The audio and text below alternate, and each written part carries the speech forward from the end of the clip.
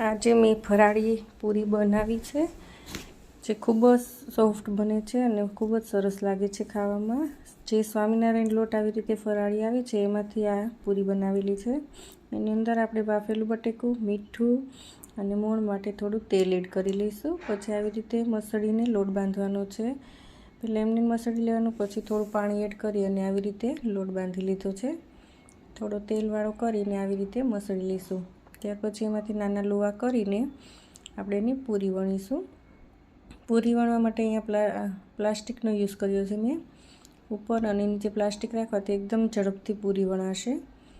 જો તમે ડાયરેક્ટ પાટલી ઉપર વણવા જશો તો ચોંટવાની શક્યતા રહે, એટલા માટે થઈને મેં પ્લાસ્ટિક અહીંયા યુઝ કરેલું છે। આવી રીતે ઝડપથી વણાઈ જાય છે પ્લાસ્ટિક ઉપર। ત્યાર પછી આવી રીતે પ્લાસ્ટિક ઉપર જ આપણે વણેલી પૂરી મૂકીશું જેથી કરીને ચોંટે નહીં।